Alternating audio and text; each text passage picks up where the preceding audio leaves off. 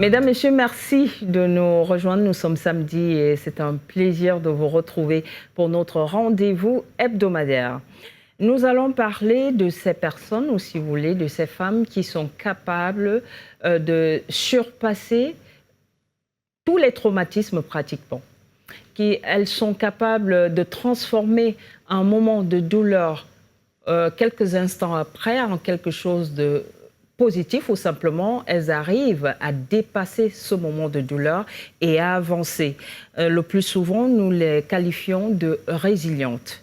Mais pour les besoins de cette émission, nous allons nous poser la question de savoir si toutes les femmes, notamment africaines, même si c'est un problème mondial, sont appelées à être résilientes. Être résiliente, est-ce vraiment synonyme d'être forte? Aux côtés de nos invités, nous allons questionner cet adjectif en nous appuyant sur un livre. Le titre parle et porte même cette émission, Les Résilientes. Nous aurons le plaisir d'accueillir Sylvie et Liliane Ekobé. Vous allez le voir, elles sont sœurs. Elles ont les mêmes passions, elles sont engagées et elles sont féministes, conférencières. Vous aurez le temps de découvrir leur parcours, mais je peux déjà vous le dire, leur combat, c'est asseoir le leadership féminin et à sortir la femme des clivages et surtout d'une société qui a tendance à marginaliser la femme. Au nom de l'épanouissement des femmes, elles portent ce combat. Elles sont à leur 3e ouvrage. On aura tous les détails le long de cette émission. Martial Nefenam, notre psychologue maison, sera avec nous. Mais d'entrée de jeu, nous accueillons Marlise Ndombé. Elle nous parle des femmes qui ont fait l'actualité de la semaine. On se retrouve juste après. Une fois de plus, bienvenue à cette édition d'information. Elles font l'actu des femmes qui font l'actualité. Elles sont déplacées internes et ont pris part au Rikiel Entrepreneur Trade Fair. Toutes originaires des régions anglophones et désormais installées à Douala, des femmes entrepreneurs font preuve de résilience. Elles sont déplacées internes et à la quête de nouveaux marchés dans la capitale économique. C'est en véritable synergie qu'elles se sont réunies autour de la foire d'exposition Rikiel Entrepreneur Trade Fair. Du 28 au 30 novembre, pendant 3 jours, il a été question de faire valoir leur savoir-faire dans plusieurs disciplines, mais surtout de dompter une nouvelle clientèle. Un défi qu'elles se disent prêtes à relever dans ce reportage.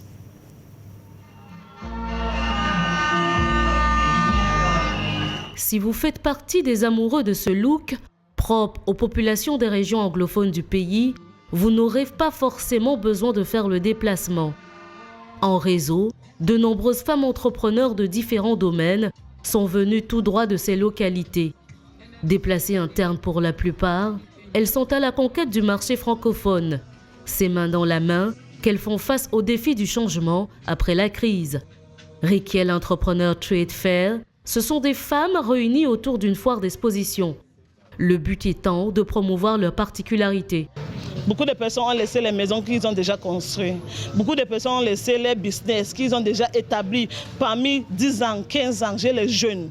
Il y en a ici beaucoup. Ils avaient déjà établi les business. Maintenant, ils reviennent à une nouvelle région où ils doivent louer. Ils ne comprennent déjà pas qu'ici, on doit payer 12 mois. Pour cette exposante, la transition vers cette nouvelle quête a été une opération de charme assez aisée, bien que délicate. Je suis quittée du Nord-Ouest pour m'installer ici à Douala. C'est pas facile parce que nous sommes nouveaux à Douala et on veut gagner le marché francophone. Être anglophone aussi, et vu que les francophones, la plupart ne sont pas familiers avec le Togo. Pour la circonstance, le représentant du gouverneur et la déléguée régionale des petites et moyennes entreprises et de l'économie sociale et de l'artisanat n'ont pas manqué d'encourager les visiteurs à valoriser ces nombreux potentiels par leurs achats. Et de vous encourager soit en achetant, soit en appréciant, soit en échangeant des carnets d'adresses avec vous pour montrer aux yeux du monde que le Cameroun est un vivier d'entreprises, est un vivier de produits locaux, un vivier de femmes dynamiques. Des articles divers qui, le temps à ces 3 jours, sont exposés et attendent preneurs surtout en ce moment où les fêtes de fin d'année pointent à l'horizon. Parlons santé dès à présent, nutrition infantile et maternelle, déparasitage, supplémentation en vitamine A. La campagne a débuté le 4 décembre. Deuxième tour de la semaine d'action de santé nutrition infantile et maternelle, couplée au premier tour des journées locales de vaccination. Du 4 au 7 décembre 2025, les enfants de 12 à 59 mois recevront le déparasitage et la supplémentation en vitamine A. Objectif, renforcer l'immunité, soutenir la croissance, mais surtout améliorer le bien-être des enfants. Les contours de la campagne ont été dévoilés au cours d'une réunion de plaidoyer régional et de briefing des responsables du ministère de l'Éducation de base. C'était le mardi 2 décembre, ici à Douala, le reportage de Sandrine Babo. Le deuxième tour de la semaine d'action de santé et de nutrition infantile et maternelle se déroule du 4 au 7 décembre 2025 dans les 10 régions du Cameroun. La campagne repose sur une triple action, l'administration de la vitamine A aux enfants de 12 à 59 mois, le déparasitage au mébendazole pour les enfants de 1 à 5 ans et la vaccination contre la polio pour les enfants de 0 à 59 mois dans l'Adamawa, l'Est, l'Extrême Nord et le Nord dans le cadre du premier tour des journées locales de vaccination organisée en riposte à l'épidémie de poliomyélite. Les objectifs sont les mêmes, c'est couvrir le maximum d'enfants dans la supplémentation en vitamine A et le déparasitage. Vous savez, tous les avantages que nous avons discutés de la vitamine A et du déparasitage chez nos enfants. Et cette campagne va relever donc une couverture à 100%. À toucher tous nos enfants cibles. À terme, plus de 500 000 enfants sont ciblés. Selon les autorités sanitaires, à peine 25% d'enfants de 6 à 59 mois reçoivent normalement la vitamine A, ce qui renforce la mortalité maternelle et infantile. Ce qu'il faut savoir, c'est que la vitamine A est une vitamine qui permet le renforcement du système immunitaire. Donc automatiquement, si l'enfant a une carence en vitamine A, bien évidemment, il aura un système immunitaire amoindri. Également, la vitamine A est la vitamine par excellence de la vision. La vitamine A est la vitamine qui permet également la bonne croissance de l'enfant. Durant cette campagne, les stratégies d'intervention se feront dans les ménages, les écoles, les hôpitaux et tous les lieux publics. En attendant le lancement du deuxième tour de la SASNIM, les agents de sensibilisation de masse sont déjà sur le terrain. Nous restons en santé. Cette fois, nous parlons de paludisme. Lutte contre le paludisme, une Camerounaise primée. Professeur Rose Gana Famban, paludologue et professeure émérite camerounaise d'immunologie et de parasitologie à l'université de Yaoundé 1, a été primée le 25 novembre dernier à Malabo. Ses recherches portant sur l'immunologie du paludisme, notamment chez la femme enceinte et l'enfant, lui ont valu le titre de première sur le continent à avoir reçu le prix international UNESCO Guinée équatoriale pour la recherche en sciences de la vie. Présidée par le chef de l'État équato-guinéen Teodoro Obiangema, cette 9e édition a été marquée par un soutien international à la promue. En compétition avec plusieurs chercheurs de plusieurs pays du monde, les recherches du professeur Rose Gana Famban ont réussi à influencer des recommandations clés de l'OMS dans ses objectifs de lutte contre le paludisme. Nous restons en santé et nous parlons cette fois, nous vous l'avons annoncé en titre, de la mère à l'enfant, le taux de prévalence du VIH évalué à 3,3%. Chaque naissance devrait être un moment de pure joie. Pourtant, des milliers de familles au Cameroun, la menace d'une infection par le VIH pendant la grossesse, l'accouchement et même l'allaitement planent toujours. Dans ce reportage signé Marie-Vonne Dongo, nous revenons sur le taux de prévalence en 2024. Selon le Comité national de lutte contre le sida, le Cameroun a enregistré 15 000 nouvelles infections, dont 4 300 chez des enfants en 2024. Le taux de prévalence chez les femmes est évalué à 3,3%. La transmission du VIH-Sida de la mère à l'enfant demeure donc une préoccupation majeure, malgré les efforts déployés pour enrayer sa propagation. Pour faire face à cette situation, le pays a élaboré un plan stratégique national de lutte contre le VIH-Sida. Le dépistage est gratuit pour toutes les femmes enceintes. Nous fournissons gratuitement des médicaments aux bébés exposés. En même temps, nous offrons une couverture santé universelle pour répondre à certains besoins essentiels pendant la grossesse. Des centres de dépistage sont disponibles dans la plupart des régions. Ces mesures continuent d'être freinées par plusieurs facteurs. L'État fait toujours face à certains obstacles. De nombreux freins entravent la transmission du VIH de la mère à l'enfant. Le premier est le démarrage tardif des consultations prénatales. Les femmes commencent leur consultation très tardivement. Et si elles sont séropositives, elles commencent également tard. Or, il est possible d'être séropositif sans le savoir et ce démarrage tardif augmente le risque de transmission du VIH de la mère au bébé. On observe également une faible implication des hommes dans le système de santé. Les experts affirment que l'objectif d'une génération sans sida est à portée de main, mais cela exige un effort concerté pour garantir qu'aucun enfant ne soit plus infecté. Vous regardez Elles font l'actu, votre instant d'information des femmes qui font l'actualité. Cette fois à l'étranger, en République démocratique du Congo, le Sénat a déclaré recevable une proposition de loi visant à renforcer la protection des femmes contre les violences et discriminations. Cette proposition a été initiée par le sénateur Modeste Baïti Lukwebo et cherche à combler les lacunes des lois existantes en matière de lutte contre les violences domestiques et discrimination du genre. L'acceptation par le Sénat de la proposition de loi marque ainsi une véritable importante dans le processus législatif au sein du pays. Il fait preuve de la volonté du gouvernement congolais de traiter sérieusement le droit des femmes.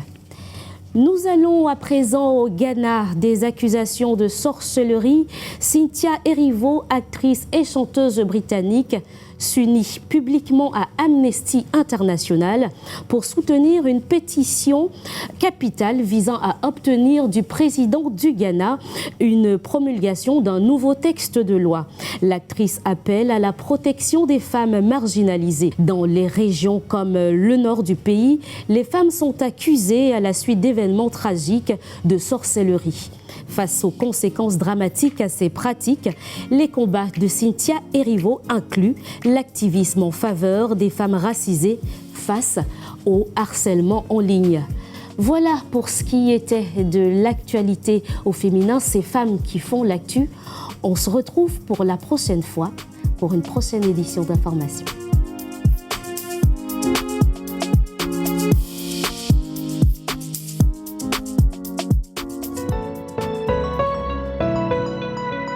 Voilà, une fois de plus, soyez les bienvenus. Nos invités nous ont rejoint. Sylvie, bienvenue. Merci. J'allais me perdre, mais heureusement que j'ai l'habitude de travailler avec Sylvie, parce que je dois dire que juste à côté, on a Liliane, et dénominateur commun, nos mêmes noms, et Kobe, mais au-delà, c'est que vous êtes sœurs, mais jumelles. Le même sourire. Allez, bienvenue, mesdames. Merci, merci. C'est un plaisir de vous avoir. Le plaisir partagé. Vous êtes co-auteur de Les Résilientes. Oui. Oui. Et avant de parler de cet ouvrage, qui est Les Résilientes, trame de vie entrelacée, quand le patriarcat brise les destins féminins. On a le sentiment qu'on est à la barre. Je peux considérer cette émission comme une audience? Oui, si on veut. Je préfère qu'on reste dans ce contexte, juste pour rappeler que vous êtes juriste de formation toutes les deux. Jumelles, vous faites tout pareil? Presque tout. Presque tout quand même. Et qui, la première, dit on s'engage, ou c'est naturellement, vous vous dites on va faire droit? C'est venu comme ça, hein. C'est venu à travers certains événements familiaux que nous avons vécus, certaines injustices. Et puis on s'est dit qu'étant enfant, comme on ne pouvait pas déjà porter cette voie-là, que quand on devait grandir, on devait faire des études qui sied à défendre les droits des femmes prioritairement et puis des plus vulnérables en particulier. Vous êtes originaire du Mungo. Oui. Est-ce que vous avez grandi dans ce département du littoral Cameroun? Oui. Nous avons grandi spécifiquement en Konsamba, la ville de Konsamba. Est-ce que c'est ce qui explique la capacité que vous avez à ressentir la force du patriarcat sur le destin des femmes? Est-ce que c'est ce qui peut justifier? C'est un contexte assez dur pour les femmes? Oui, c'est un contexte quand même assez dur, puisque c'est un contexte où les hommes ont encore la même mise, ont encore un certain poids sur les femmes. Je veux dire qu'on peut prendre ça comme une similitude avec le Nord. Donc, quand même, le patriarcat est encore assez prononcé, assez présent. Vous n'êtes pas... Les Résilientes, ce n'est pas le premier livre que vous commettez. On a La vie de femme, où vous parlez justement toujours, vous adressez des problèmes purement féminins. Tout à fait. Et vous, le second? Le second, c'est dans la peau d'une femme. Voilà. Et là? Dans la peau d'une femme, on a commis un essai juridique. En fait, on invitait le public, les hommes en particulier, à entrer, à se mettre dans la peau d'une femme, à comprendre toutes les exactions que les femmes vivent au quotidien, les inégalités de droits.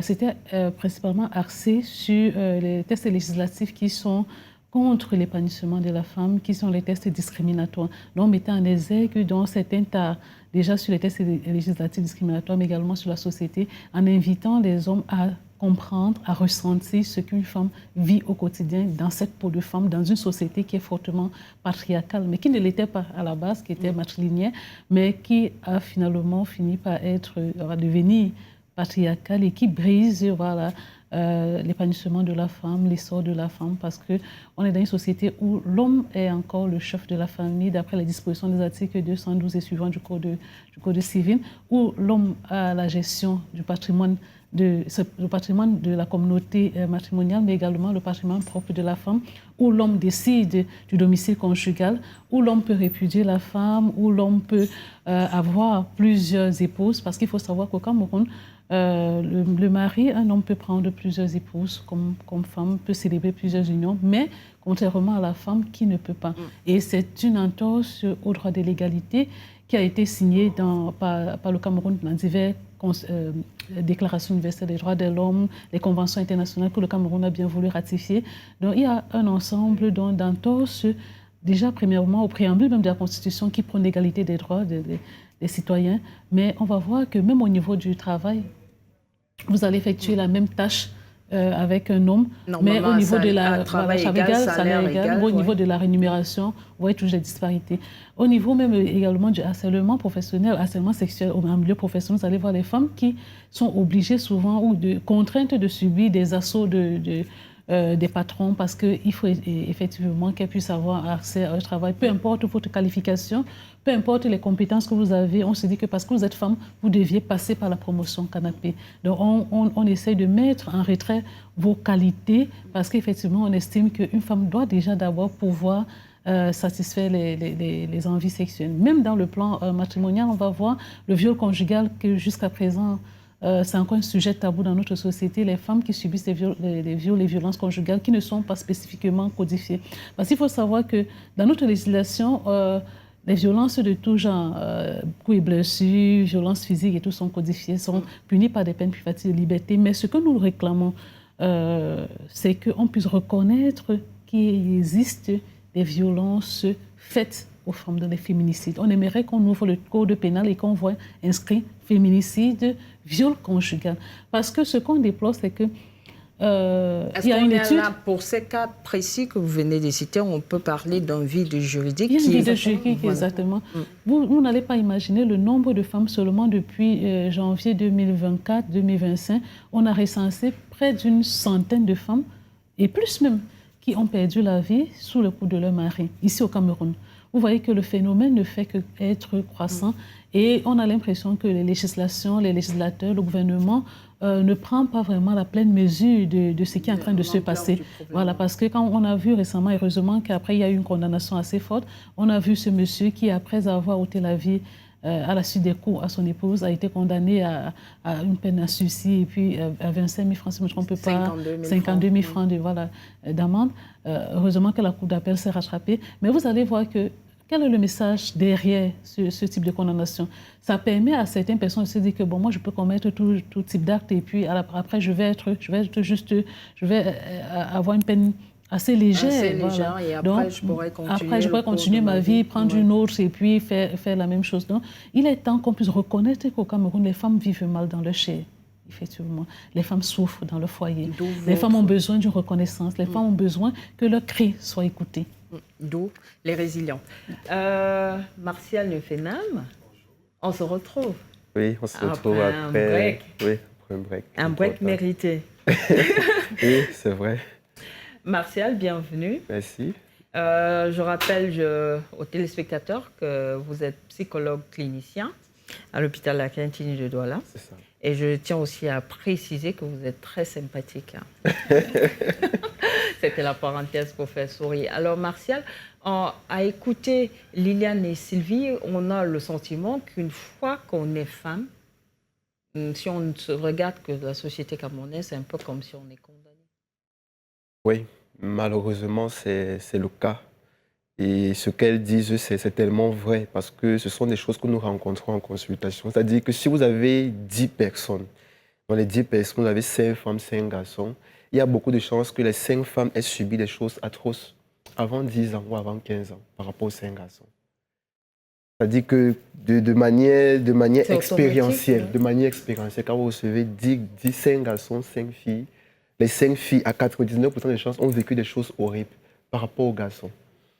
Et on ne peut pas ignorer le fait que nous sommes dans une société où l'injustice au niveau de la considération de la femme et de l'homme est encore avérée dans le traitement. Et tout part, comme on le sait, comme elle a bien expliqué dans notre anthropologie, dans notre us et coutume, où il y a on surprotège l'homme et parfois c'est la femme qui doit assumer les péchés de l'homme, entre guillemets. La femme et l'enfant qui doivent assumer ce que l'homme a fait de désagréable. Et justement, ça fait que beaucoup de femmes grandissent avec cette souffrance, cette détresse silencieuse qui agit comme un cancer parfois. Pour certains, vont développer une résilience en fonction de comment elles ont évolué, des personnes qu'elles ont rencontrées, l'environnement. Mais pour d'autres, ce n'est pas le cas.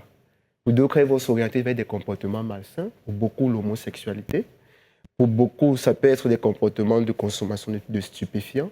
Pour beaucoup, ça peut être l'exhibitionnisme. Derrière une femme qui est exhibitionniste peut se cacher beaucoup de violence. Donc, c'est avéré malheureusement. Mais le comble, c'est qu'on n'a pas l'impression que nous sommes dans une communauté où on reconnaît ça.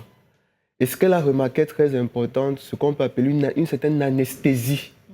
On a l'impression que bon, c'est un phénomène moléculaire, et que vraiment c'est négligeable. Mais pourtant, on voit l'impact. On ne peut pas ignorer le rôle anthropologique de la femme dans nos sociétés africaines. Bien qu'on sait que la femme... Peut-être pour revenir et permettre de continuer, on doit comprendre le problème en questionnant l'histoire des sociétés africaines à la base. Aujourd'hui, on présente ces sociétés comme des sociétés patriarcales. Pourtant, c'est un process tronqué. Tout à fait, tout à fait. Les sociétés étaient d'abord avant matriarcales. Et puis, je pense que là, tout se passait bien. Les femmes avec le plein pouvoir. Il y avait des gestions égalitaires. Mais au fur et à mesure, les hommes, cette société a été remplacée par le patriarcat. Et on voit le désastre qu'il y a aujourd'hui. On voit des nombreux abus, on voit des nombreuses violences et tout ce qui s'ensuit. Est-ce qu'on peut juste penser, parce qu'à vous écouter, on croirait qu'il s'agit juste d'une question de pouvoir, de partage de pouvoir.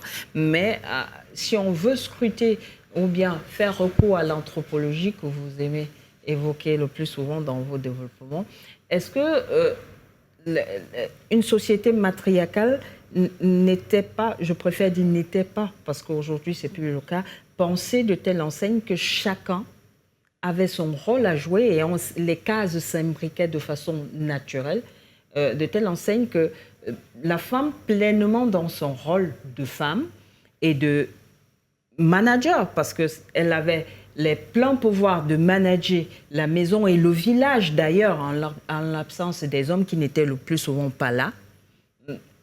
Est-ce qu'on peut penser que c'était une société plus équilibrée que ce qu'on a aujourd'hui? Bien sûr, parce que même dans la nature de la femme, dans la nature hormonalement, la femme qu'est-ce que je vais dire, est juste par nature, de manière hormonale, de manière biologique, est juste. Donc, une femme peut avoir le pouvoir, ça n'enlève à rien sa capacité à rester à sa place par rapport à l'homme. C'est pas ça, c'est très important de signaler ça. Une femme peut avoir le pouvoir, peut être manager, peut être reine, mais ça n'enlève à rien le fait qu'elle respectait ou elle respecte son mari, qu'elle donne la place que son mari a. Ça, c'est de la justice. Ça fait qu'on ne confond pas les choses, il n'y avait pas confusion des rôles. Mais aussi que les femmes avaient l'avantage, ou ont l'avantage parfois, d'avoir appris. Il y a une certaine école qui se transmet. Ce qui est parfois difficile dans le cas des hommes. Dans le cas des hommes, on a l'impression que lorsqu'on est homme, il y a comme une science infuse. On sait déjà d'office faire. Mais chez les femmes, ça, vous allez voir que même aujourd'hui, on éduque plus facilement les femmes, difficilement les hommes. Chez les femmes, il y a cette transmission de valeurs. Chez les hommes, c'est beaucoup plus difficile. C'est beaucoup plus difficile parce que le petit garçon, très vite, on le permet de s'émanciper. On laisse trop de liberté. Mais à la fois, on met beaucoup de pression. Mais ça a quand même un avantage, c'est qu'elle développe des valeurs qu'elle va transmettre. Donc, ça, c'est quelque chose qui est resté quand même constant. Mais maintenant, ce qui a brisé les femmes, c'est toute cette violence sociale. Du fait que lorsque l'homme prend le pouvoir, il veut s'affirmer, il veut écraser, il veut être le seul à la lumière, il veut aller au-delà des limites. Il veut avoir tout pouvoir, aucun péché. Bon, lui, il peut faire des choses, on n'est pas obligé de regarder ça, mais la femme, vous voyez un peu. Mais la communauté a été complice, bien qu'en évoluant, bien qu'avec des entrées de la colonisation, de la religion, la communauté a été complice de laisser faire ça. Donc, pour revenir à ce que vous dites, c'est carrément la différence qu'on peut faire et que chez la femme, il y a cette constance-là. Et chez l'homme, c'est beaucoup plus compliqué. Il y a beaucoup plus de divergences, il y a beaucoup de choses qui sont entrées, qui ont fait qu'aujourd'hui, on observe un grand désastre. Regardez même par exemple, même dans nos familles, dans nos associations, dans nos entreprises, lorsque c'est une femme ou lorsque ce sont les femmes qui ont la responsabilité de gérer. J'aime souvent prendre un simple exemple. Si nous sommes entre nous, on veut manger quelque chose. Vous envoyez un nom de, voilà, 5 000 francs. Va nous acheter à manger, tu y reviens. Vous prenez la femme, vous donnez les mêmes 5 000 francs. Va acheter à manger, tu y reviens. Vous voyez tout de suite la différence. C'est-à-dire que la femme, quand elle peut acheter à manger, elle va encore acheter 3 000. Vous dites que non, les 5 000 là, c'est petit. On va encore mettre le plantain ou je ne sais pas quoi. Vous partez, l'homme, quand il part, il va acheter pour 4 000 francs. Il va garder 1 000 francs, il ne va pas vous dire qu'il y a 1 000 francs qui est resté. Si vous voulez, vous faites juste l'expérience. Ça, c'est une expérience que j'ai faite. Mais qui montre quand même que, hormonalement, la femme est prédisposée à avoir du recul.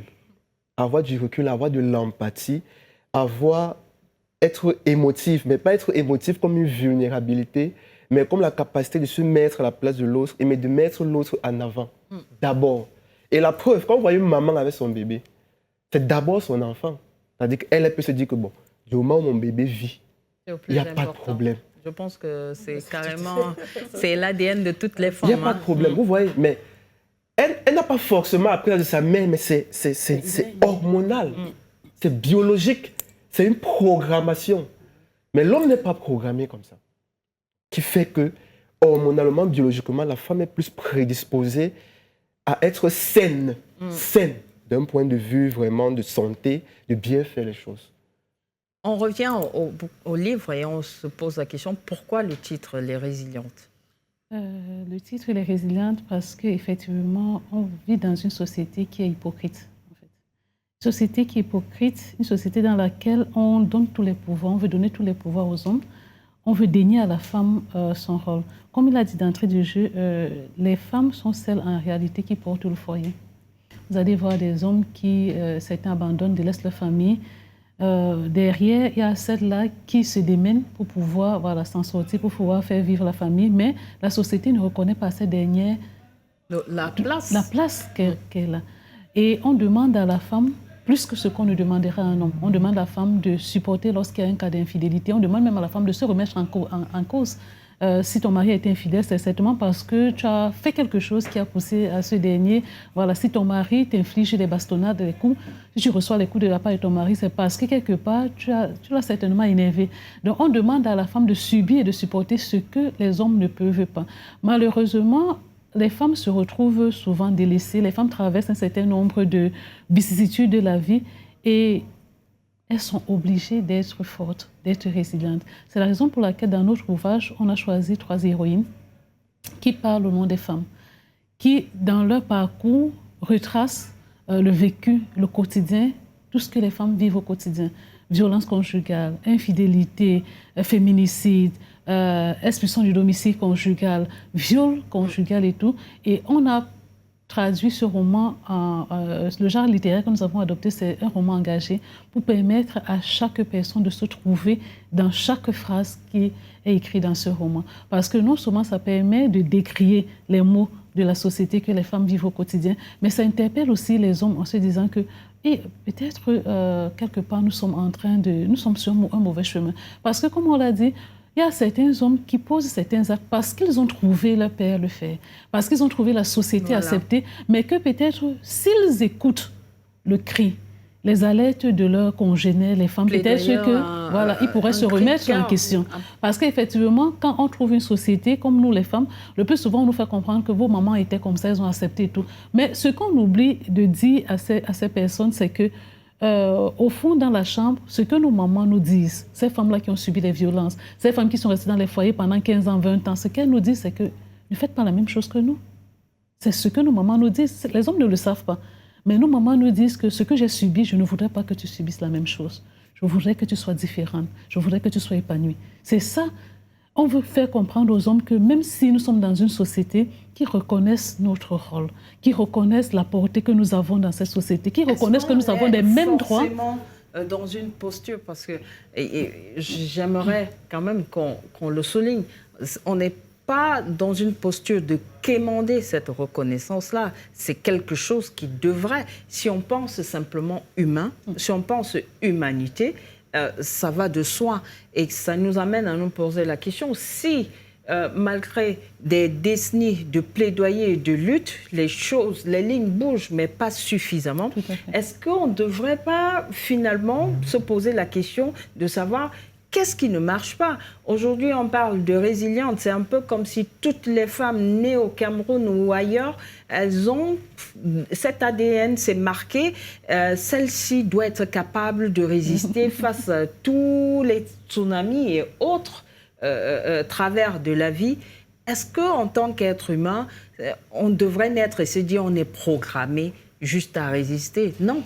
Non, tout à fait. J'aimerais rebondir en disant que vous vous souvenez, il y a encore quelques années, dans certaines contrées, pays, on estimait que les Noirs méritaient leur souffrance. Les Noirs étaient les sous-hommes, ils devaient être traités en esclavage. On trouvait que c'était normal.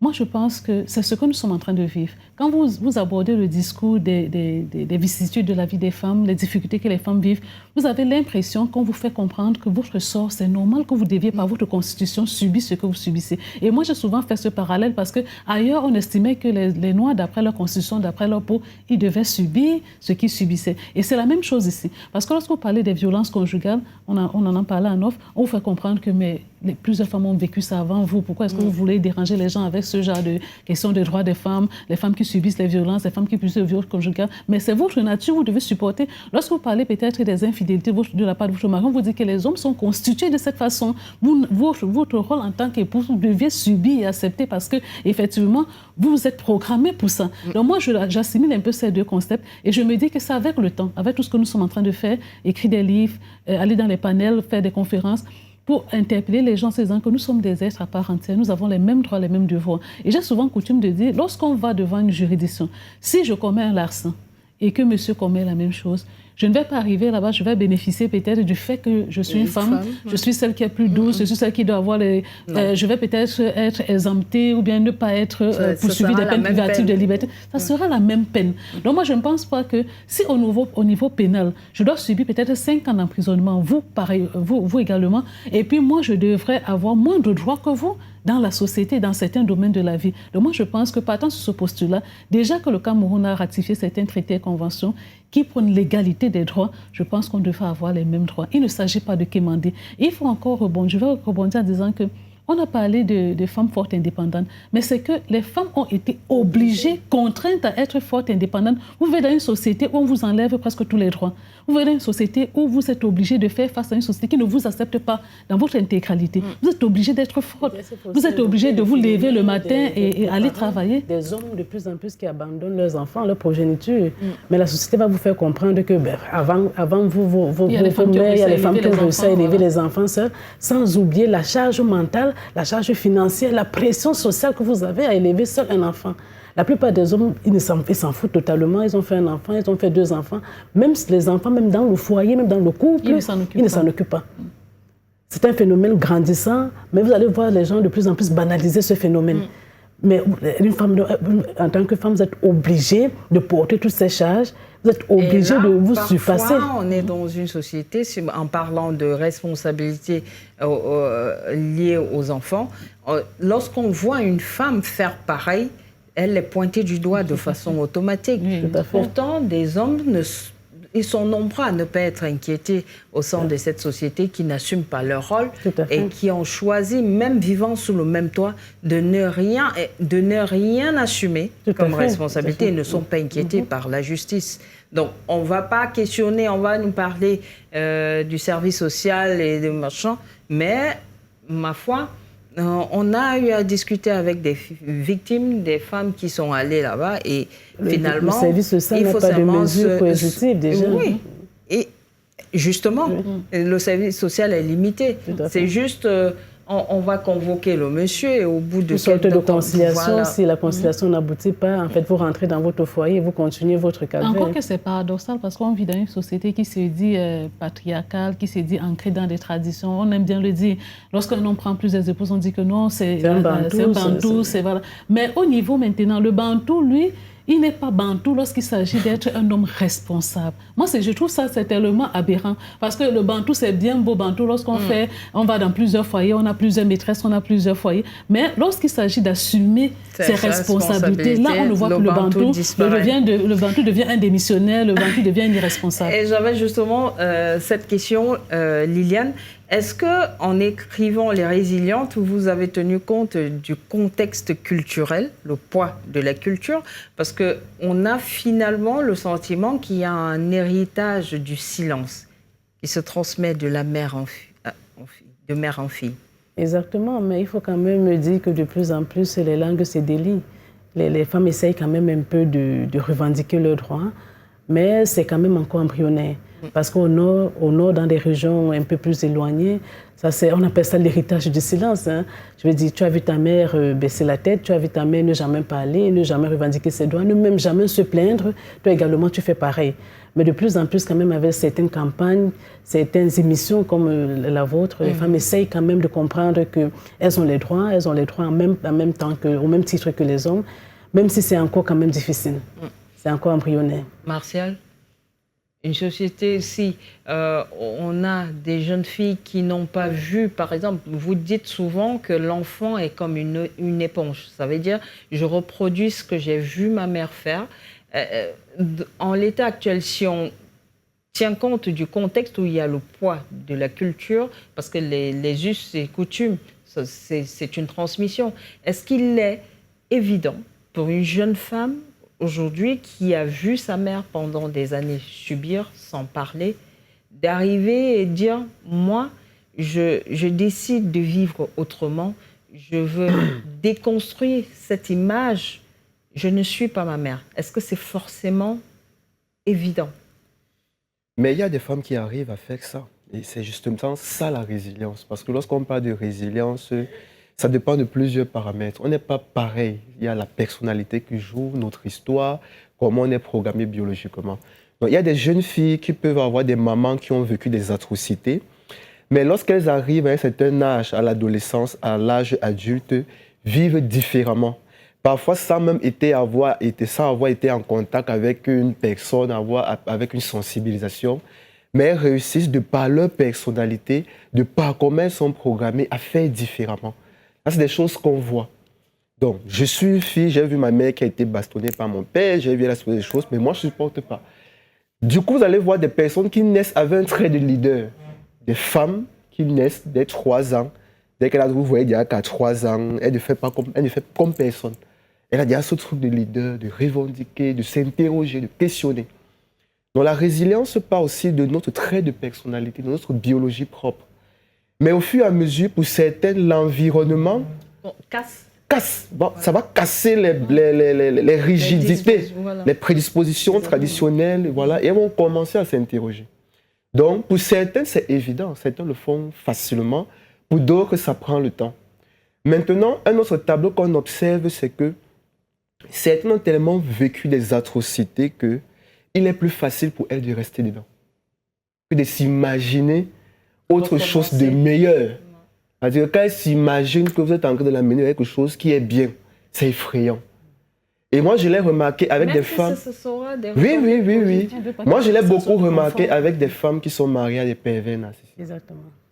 C'est-à-dire que le pervers narcissique, il est tellement intelligent, il est tellement séduisant, il est tellement rusé qu'il vous met dans un monde parallèle, vous la femme. Vous ne vous en rendez pas compte. Lui-même, parfois, il ne s'en rend pas compte. Mais c'est comme ça que ça fonctionne. Donc, elle est dans un monde parallèle, donc c'est comme c'est la Jupiter. Vous venez la ramener sur Terre. Lorsqu'elle sent que sur Terre, elle risque d'être un peu mal à l'aise, non. Elle coupe tout. Parce que le fait, elle a tellement été habituée à l'atrocité. Elle ne connaît rien d'autre que l'atrocité. Donc, s'imaginer qu'il y a quelque chose de mieux que l'atrocité, c'est effrayant.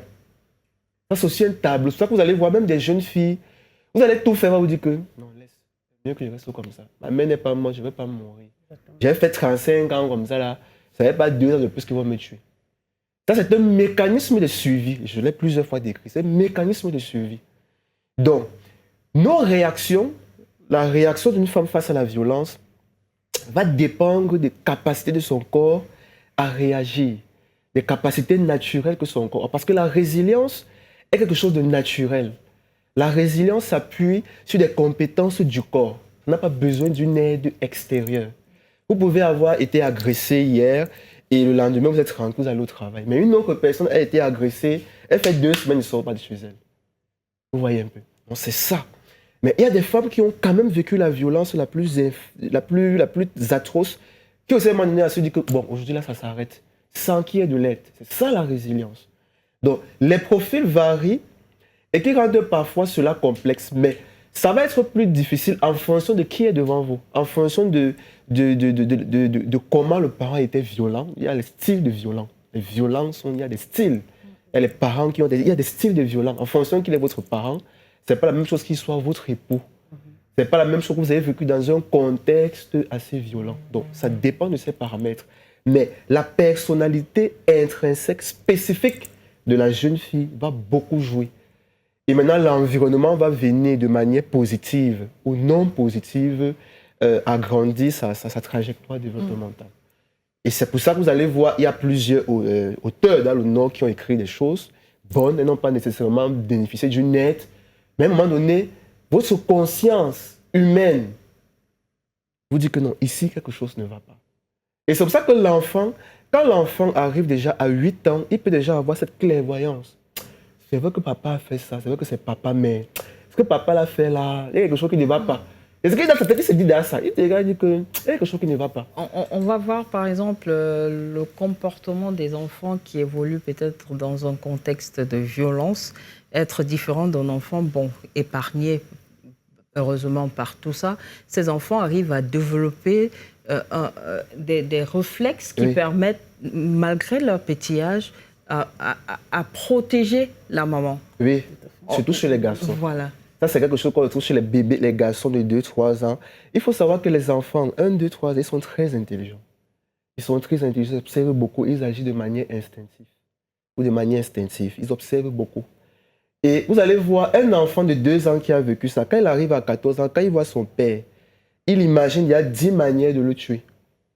Parce que sa mémoire corporelle est restée active par rapport à tout ce que son père faisait subir à sa mère. Et parfois, l'enfant de 4 ans est dans ses réactions de surprotection. il va être pressé de rentrer à la maison pour être toujours à côté de sa mère. Vous voyez un peu. Et ça, c'est vraiment cet instinct de suivi qui vient de notre capacité, même chez l'enfant, à déjà discerner ce qui est bien et ce qui n'est pas bien. Et c'est très intéressant. Chez les enfants, c'est très intéressant. Et parfois, les enfants ont des phrases qu'ils lancent comme ça. Ça paraît anodin, là, mais quand vous entrez, vous comprenez que l'enfant comprend qu'il y a quelque chose qui ne va pas. Et il réagit de manière instinctive pour protéger. Donc, voilà à peu près le tableau.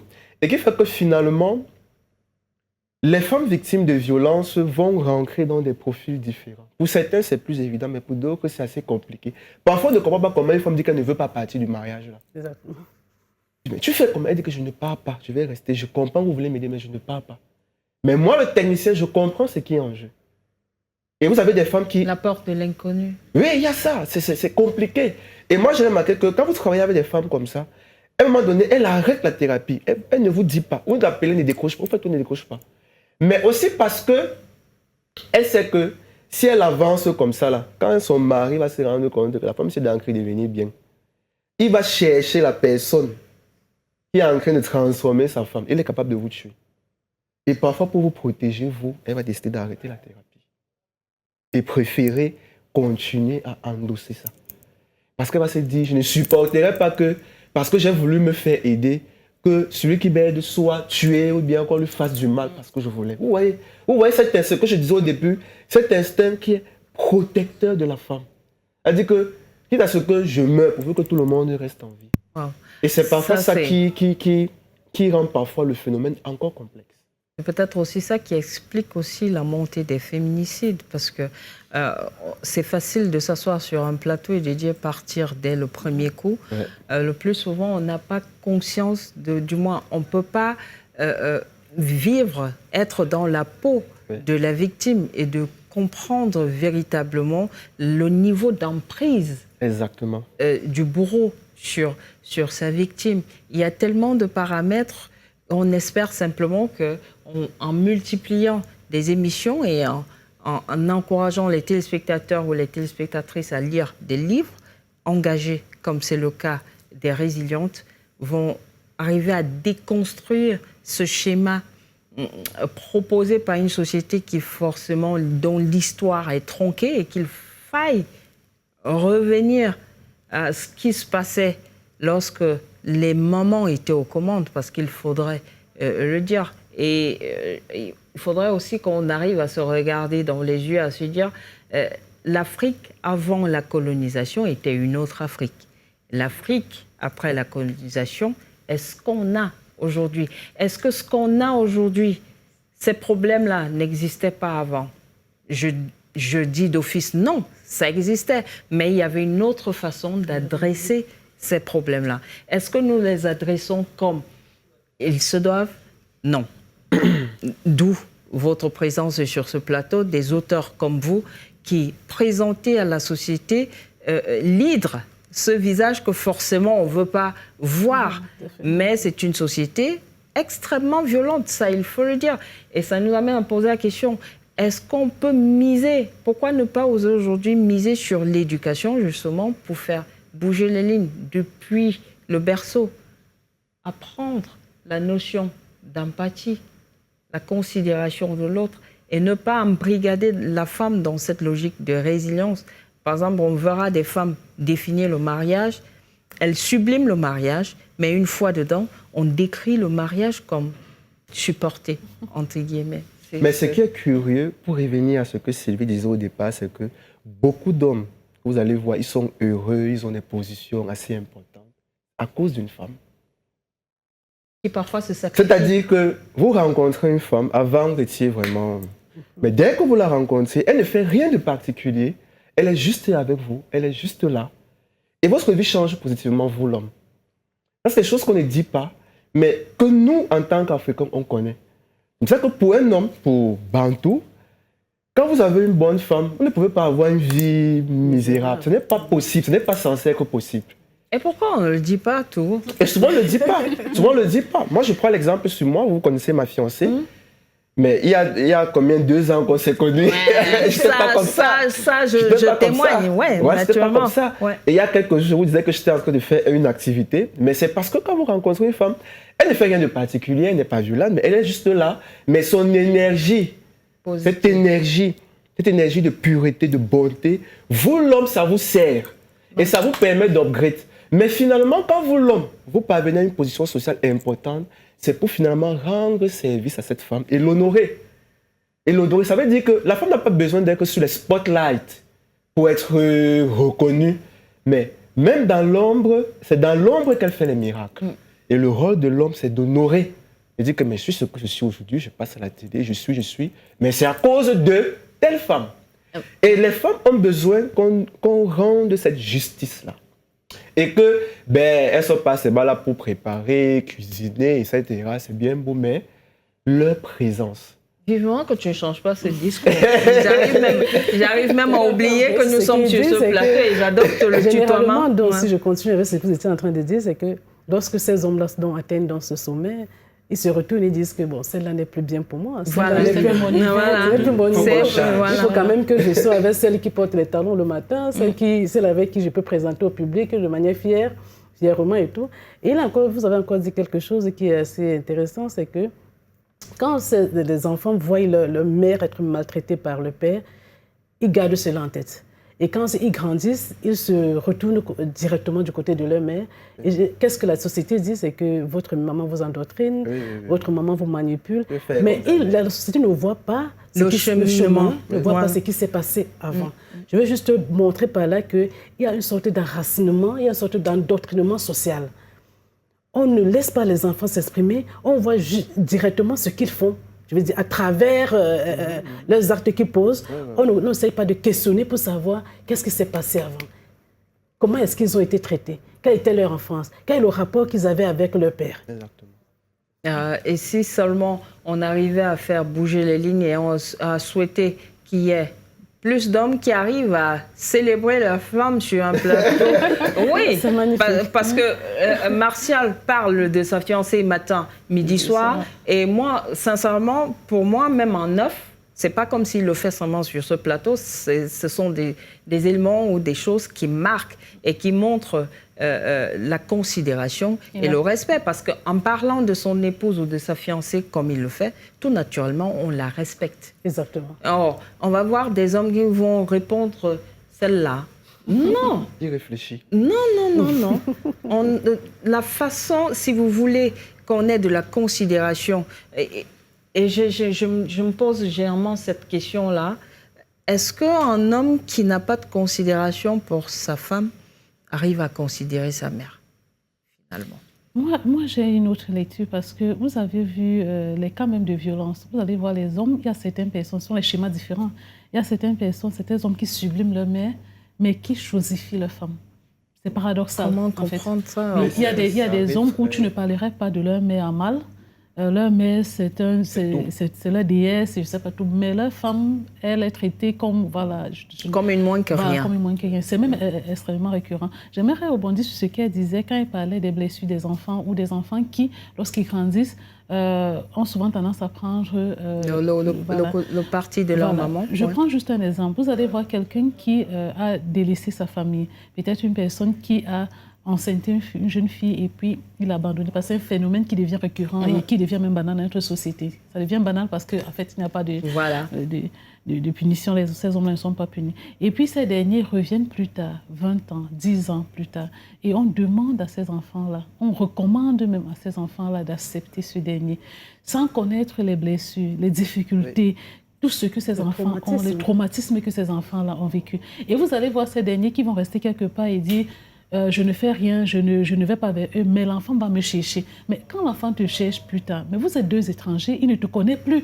Et maintenant, quand il va même arriver à t'abandonner et repartir vers sa mère, on va estimer que cet enfant est un ingrat. Il ne reconnaît, il a quand même un père, c'est quand même ton père, tu dois prendre soin de lui dans ces derniers jours. Donc moi je pense qu'on a une société qui ne prend pas en compte le sentiment, les blessures des gens. Vous allez voir une femme qui souffre dans son foyer, qui est battue au quotidien, on va dire à cette femme-là que mais supporte parce qu'il y a d'autres femmes avant toi qui ont supporté. Vous allez voir des femmes, est-ce que vous savez que c'est tabou aujourd'hui pour une mère célibataire de dire qu'elle a des difficultés? de dire qu'elle rencontre des difficultés, de dire qu'elle n'arrive pas à s'occuper de ses enfants parce qu'elle traverse des moments difficiles. Ouais, d'avouer, de dire aux gens qu'effectivement, ma situation de mère célibataire, je n'arrive pas. On va te faire comprendre que, mais il y a d'autres qui... Voilà. Tu as cherché, ce sont tes enfants. Voilà, la société même est plus, je vais dire, un regard plus difficile. Avant, c'est des propos extrêmement difficiles à ces femmes-là qui se trouvent dans cette société. C'est difficile pour une femme qui a été délaissée de dire que j'ai été délaissée, sans qu'on te demande que, mais qu'est-ce que tu as fait pour qu'il puisse arriver à cela. En fait, on ne questionne jamais l'homme, on ne cherche jamais à savoir pourquoi tu ne prends pas soin de tes enfants. On amène plutôt la victime à se poser des questions et à se sentir même coupable, parce qu'on dit qu'il n'est pas parti pour rien. Il n'y a qu'à voir, par exemple, des débats parfois sur les réseaux sociaux et les réactions venant parfois même des femmes. Exactement. Parce qu'il faut le dire, venant des femmes, parce que le plus souvent, celles qui ont le temps, ce sont des femmes assises à la maison, parce que les hommes viennent de temps à autre. Sur 10 commentaires, on verra 9 femmes, et parmi les 9 femmes, on a peut-être 5 qui vont plutôt pointer du doigt. Est-ce que tu es la première à être battue? Regarde-toi bien. Est-ce qu'on veut écouter d'abord les deux parties? Oui, c'est légitime, on écoute les deux parties, mais pas en condamnant d'office celle qui a osé. Parce qu'on dit briser le silence, mais ce n'est pas toujours évident avec une société qui vous écoute sans vous entendre. Avec une société qui est comme anesthésiée, pour utiliser, je pense que c'est ce terme-là qui est idoine ici, anesthésié, et qui n'est pas au fait du ressenti de l'autre, des émotions. Une société qui, ma foi, vous embrigade, qui vous embrigade et vous interdit même de pleurer. Oui, c'est ça. Ce qui est vicieux dans ce qu'elle décrit, c'est que vous, l'enfant, on va pousser le degré de la culpabilité le jour du deuil. C'est-à-dire que vous avez un papa qui ne vous a jamais cherché, il s'en fout de vous. Et comme ça, un jour, on dit que non, il faut que tu cherches ton père. Bon, tu réussis quand même à trouver la force pour le chercher. Et lui, il attend que tu donnes quelque chose. Tu travailles déjà, c'est comment, envoie même 10 000, envoie même 15 000. Mais toi, tu es dans la souffrance, tu veux qu'on reconnaisse ça. Et le jour où on dit que bon, voilà, ton père est mort à cause de toi. Parce que toi, tu disais que oh, il t'a abandonné, je ne t'aime pas. Vous voyez? Et là, l'enfant commence à porter une culpabilité atroce. Et ça, c'est violent. Et moi, je suis parfois écœuré, c'est qu'on interroge, je ne sais pas qui le dit, c'est un artiste, on interroge difficilement les péchés des morts. C'est-à-dire qu'on a l'impression que non, quand il est mort, il est devenu subitement saint. C'est-à-dire que durant sa vie, là, vraiment, surtout les hommes. Donc, quand il vivait là, du moment où il est mort, c'est un saint, tout sanctorum. Et vous voyez ce poids qu'on fait porter à l'enfant. Mais par ricochet, on va mettre sa mère. Il était c'est ton père, c'est ta mère qui t'a mis les idées là. Exactement. Mais voilà, maintenant qu'il est mort, tu vas faire comment? Vous voyez, vous portez ça, l'enfant porte ça, ça devient une détresse qui va peut-être transmettre à ses enfants sous forme de violence. Ça fait que vous-même, parfois, vous ne savez pas comment vous allez vous comporter avec vos enfants. Mais à un moment donné, il faut que ça s'arrête. Il faut qu'il y ait des personnes qui disent que ben non, mais il faut arrêter cette connerie, c'est de la médiocrité. Et c'est un adulte. Donc, on ne peut pas me demander à moi, l'enfant, d'assumer les conneries d'un adulte. Donc, c'est mon père, ce n'est pas mon petit frère. Donc, mon père doit assumer. S'il n'assume pas, ce n'est pas moi qui dois porter ça. Donc, quitte à ce qu'il n'assume pas, quitte à ce qu'on reste comme ça. C'est bon, vous voyez un peu. Donc, mais c'est vrai qu'il faut éduquer, mais il faut qu'on ne laisse pas passer le fait que lorsque des adultes posent des actes, ils doivent les assumer. Je parle plus des hommes. Poser des actes, vous devez les assumer. Si elles sont bonnes, vous assumez. Si elles sont moins bonnes, vous devez les assumer. Et ce n'est pas la femme ou... Et si la femme dit qu'elle n'assume pas, elle n'assume pas. Et ce n'est pas l'enfant d'assumer. Donc l'enfant peut dire non, je n'assume pas. Sans que ça ne soit un tribunal. Parce que moi, je préfère un tribunal civil, militaire, comme ça on me juge. Mais lorsqu'on vous fait culpabiliser, c'est un tribunal très vicieux. C'est un tribunal très vicieux. Parce que là, on ne cherche pas la justice, mais on est dans une optique d'être violent. Vous avez utilisé, ça s'assimile à ce cancer qui vous ronge de l'intérieur. Et au moment où on s'en aperçoit, c'est un stade 4 ou je ne sais pas moi trop, mais il est trop tard. On va simplement dire, Sylvie, qu'il y a urgence peut-être à revoir les valeurs qu'on inculque aux enfants ou bien aux nouvelles générations, adresser les problèmes et véritablement exorciser ce silence qu'on transmet de façon automatique aux nouvelles générations et apprendre dès le berceau à l'enfant à placer les mots sur son ressenti. Dès la grossesse. Dès la grossesse. Parce que dans la grossesse, quand l'enfant a déjà 4-5 mois, il ressent déjà l'empathie. Si vous êtes une maman qui n'est pas empathique, étant enceinte, l'enfant le ressent. Et lorsqu'il naît, il s'attend à ce que vous ne soyez pas empathique. L'enfant le ressent. C'est ça que vous allez voir. Quand vous êtes une maman, vous êtes enceinte, votre enfant ne bouge pas dans le ventre. Il faut vous inquiéter. Mais quand vous êtes une maman qui a apporté beaucoup d'amour à votre enfant, il le manifeste en étant très, très agité dans votre ventre. Il bouge beaucoup, il est content. Mais ça commence dans la grossesse. Et l'enfant, quand il naît avec cette mémoire-là, que la femme, c'est la... Ça veut dire que nous qui donnons la vie, normalement, on doit se préparer à donner la vie à des êtres sains. Sains, pas en termes religieux, mais des êtres qui, humainement, sont disposés à embrasser leur environnement et à adopter cet environnement de vie-là. Et ça commence, comme il dit, depuis le ventre. Et on va sortir de cet échange, Liliane et Sylvie. Je vous pose simplement la question de savoir quel est le message que vous voulez transmettre aux femmes spécifiquement à travers les résilientes. Elle se regarde. En fait, le message qu'on veut transmettre aux femmes, déjà, c'est dire qu'il y a toujours un lendemain meilleur et qu'il faut pouvoir en parler, qu'on brise le silence sur les vicissitudes qu'on vit au quotidien et qu'on essaye d'être ces femmes-là qui ont jadis existé, des guerrières, des femmes qui revendiquent leurs droits, comme ce que nous sommes en train de faire. Et puis, il y a un élément qu'on a souvent tendance à croire. On fait croire aux gens que la femme est l'amie de la femme, sans savoir qu'il y a des violences qui sont perpétrées par les femmes vis-à-vis des autres femmes. Les violences silencieuses. Les femmes ne sont pas en compétition, et je le dis toujours, entre les femmes. Il n'y a pas une question d'hierarchisation, parce que dans une société, on a l'impression qu'il y a une hiérarchisation, femme célibataire, maîtresse, femme fiancée, femme voilà. Peut-être qu'il faut utiliser le mot qu'on comprend, Tisa.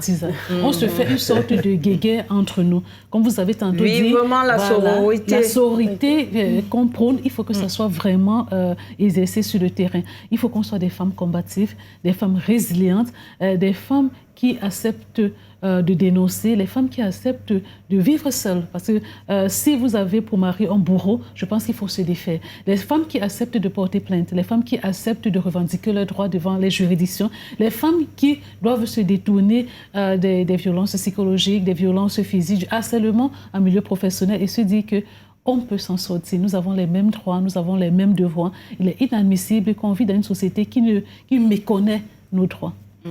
Liliane, Sylvie a tout dit. Elle a tout dit, c'est le même message.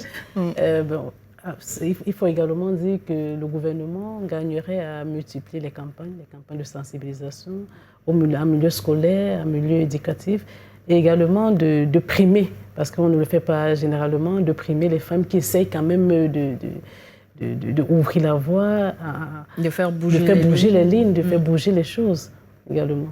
Voilà, Liliane, Sylvie et Kobe.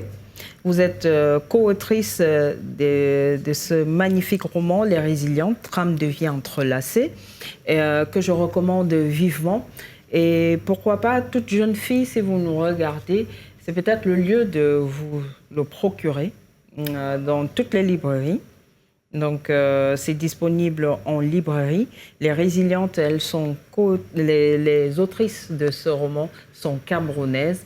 Elles adressent justement les problèmes des femmes en société et elles arrivent très facilement à travers les héroïnes à montrer une société qui brise le destin des femmes. Et la faute à qui? Au patriarcat. Il est temps de changer de paradigme. Il est temps de se prendre en main. Et je pense qu'au-delà des héroïnes, c'est une interpellation. Chaque vie mérite d'être célébrée et chaque femme mérite de prendre en main sa propre vie et de se regarder dans le miroir et de se dire qu'est-ce que moi-même je pense de moi, en se disant le regard de l'autre n'est pas important. Ce qui est important, c'est ce que moi je pense et qui est-ce que je veux devenir. Il faudrait, si vous ne le faisiez pas, commencer à le faire aujourd'hui. vous regardez simplement et vous vous dites « je mérite d'être célébré », commencez par vous célébrer vous-même et vous verrez que le monde vous célébrera. On n'est pas là pour vous faire avaler des dogmes, mais je pense qu'on est là pour vous faire comprendre que chaque vie compte, la vôtre surtout compte. Martial, merci. Ouais, merci à toi, merci pour les invités, c'était très intéressant. Et je tiens à préciser qu'on sort de cette émission pour une fois en faisant un grand coucou à madame. Elle nous regarde tous les samedis. Merci de nous prêter avec toute la sympathie. Et parfois, vous êtes avec nous sur ce studio. On espère que vous allez revenir puisque après le break, nous reprenons le train. Ouais. Et le train a quitté la gare ce samedi. Donc, on espère qu'elle va revenir. Et cette fois-ci, elle ne sera pas seule, on n'aura 3 personnes. Allez, c'est plus qu'un secret de Polichinelle. À très vite. Merci. Après ça, qu'est-ce qu'on dit? Vous êtes habitués. Akiba.